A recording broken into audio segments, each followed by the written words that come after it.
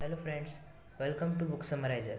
आपको पता ही होगा, बिल गेट्स और जेफ बेजोस आज के सबसे अमीर लोग हैं और इनके पास बहुत पैसा है। बट इनसे भी पहले एक अमीर आदमी था जिसका नाम है सैम वॉल्टन। ये वही है जिनको जेफ बेजोस और Bill Gates as a mentor या एज अ इंस्पिरेशन देखते हैं।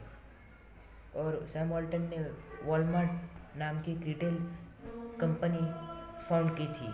तो आज हम उनके लाइफ के लेसन लेने वाले हैं और उनके स्टोर के बारे में जानने वाले हैं कि कैसे उन्होंने इतना बड़ा एम्पायर बिल्ड किया। तो अगर वॉलमार्ट की मैं बात करूँ तो उसका रेवेन्यू 456 बिलियन डॉलर है और उसके पास 2.3 मिलियन एम्प्लॉय है और 1200 से भी ज़्यादा स्टोर्स है।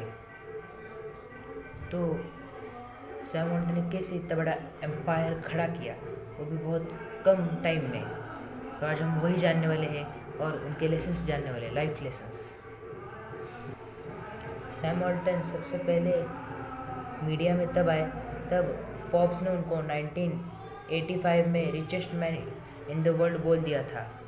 तो रिपोर्टर्स जो थे, मीडिया कंपनी जो थी, वो सैम वॉल्टन के घर पे चली गई और फिर उनको लगा कि सैम वॉल्टन एक बिलियनियर जिसके पास मर्सिडीज, BMW और एक बड़ा सा मेंशन होगा। बट वो वहाँ जब गए तब उन्होंने देखा कि एक बूढ़ा सा आदमी बैठा है अपने कुत्ते के साथ और अपने ट्रक के साथ। तो उन्होंने पूछा कि सैम वॉल्टन कहाँ है। तो वो बोले, मैं ही सैम वॉल्टन हूँ। तो सैम वॉल्टन जो थे वो बहुत ग्राउंड टू अर्थ आदमी थे और ये नहीं था कि वो चिंगूस थे, उनके पास कुछ नहीं था। मतलब वो जो थे मनी की वैल्यू जानते थे। उन्होंने अपनी ज़िंदगी भर में 18 से भी ज़्यादा एरोप्लेन खरीदे। इसलिए नहीं क्योंकि उनको 18 एरोप्लेन्स का शौक़ था, इसलिए क्योंकि उनको अपने स्टोर का सामान इस शहर से उस शहर करना पड़ता था, उसके वजह से। और ये 18 एरोप्लेन जो भी खरीदे वो सेकेंड हैंड खरीदे थे, एक भी न्यू नहीं था, क्योंकि वो मनी की वैल्यू जानते थे। तो यहाँ से हमारा फर्स्ट लेसन आता है, value of making money. Sam Walton बचपन से ही बहुत गरीब थे, उसकी वजह से उन्हें मालूम है कि मनी कितना वैल्यूबल है या कितना ज़रूरी है एक आदमी की ज़िंदगी में। उन्होंने बचपन में बहुत सारी छोटी छोटी चीज़ें की है, मैगज़ीन बांटने से लेके होटल्स के बाहर की गाड़ियाँ धोना। और सैम वॉल्टन की एक स्टोरी बताऊँ तो वो ना मैगज़ीन की सब्सक्रिप्शन बेचते थे। तो एक कंपटीशन था, जो भी इस कंपटीशन को जीतने वाला था तो उसको $10 का प्राइस था। और कंपटीशन ये था कि जो भी सबसे ज़्यादा सब्सक्रिप्शन बेचेगा मैगज़ीन के, उसको $10 मिलेंगे। कंपटीशन ये था।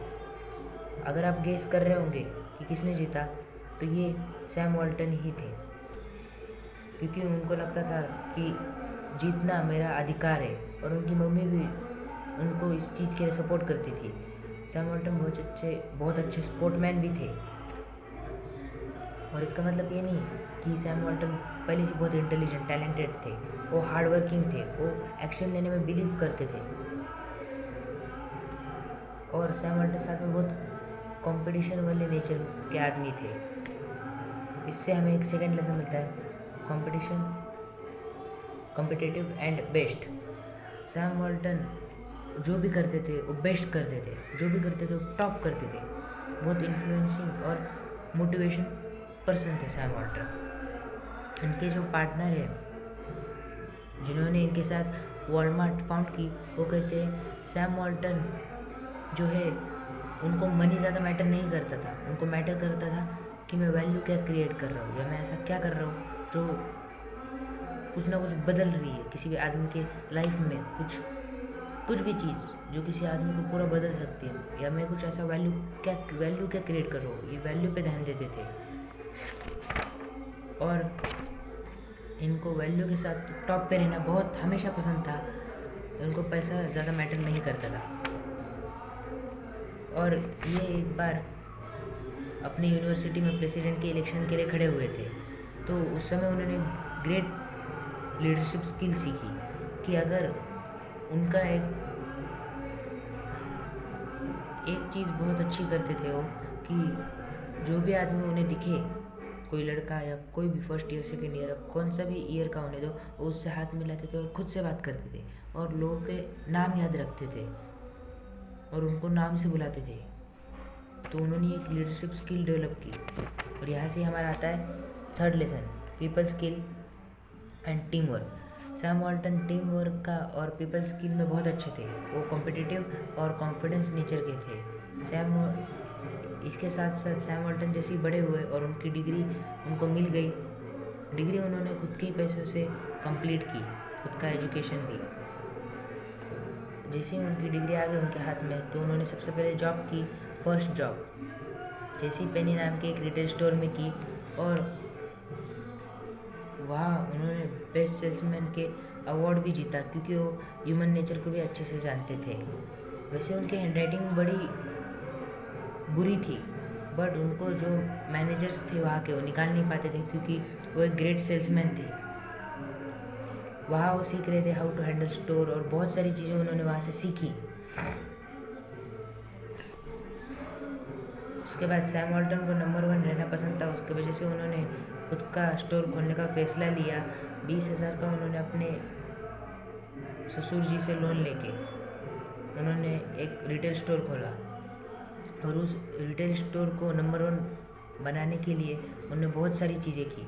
ये रिटेल स्टोर उनके वॉलमार्ट कंपनी का नहीं था, ये एक ब्रांड फ्रैंकलिन नाम के एक फ्रेंचाइजी बेचने वाली कंपनी का था, तो उनका लिया था। सैम वॉल्टन ने क्या किया, स्टोर जो लॉस में ले चल रहा था उसको लिया और उसको प्रॉफिटेबल बनाने के लिए नए नए एक्सपेरिमेंट करते थे।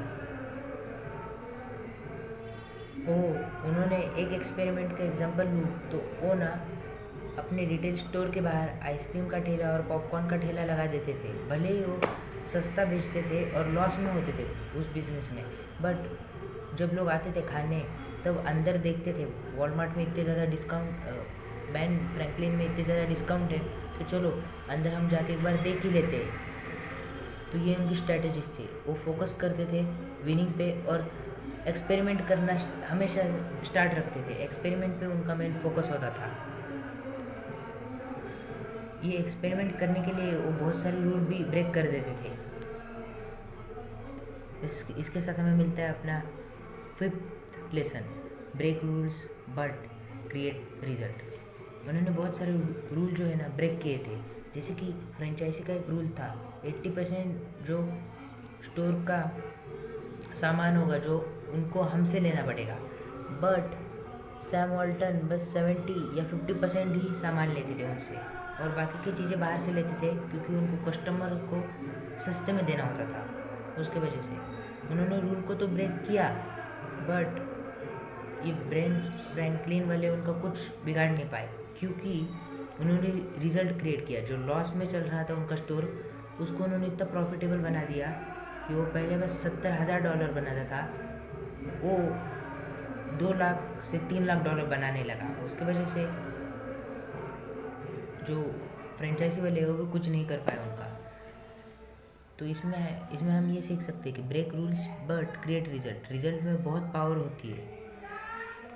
तो दोस्तों आज के लिए इतना ही। अगर आप चाहते हैं इसका सेकंड पार्ट लाए तो मैं बहुत ही जल्द इसका सेकंड पार्ट लाने वाला हूँ। और अगर आपको ये वीडियो पसंद आया तो लाइक और सब्सक्राइब कीजिएगा।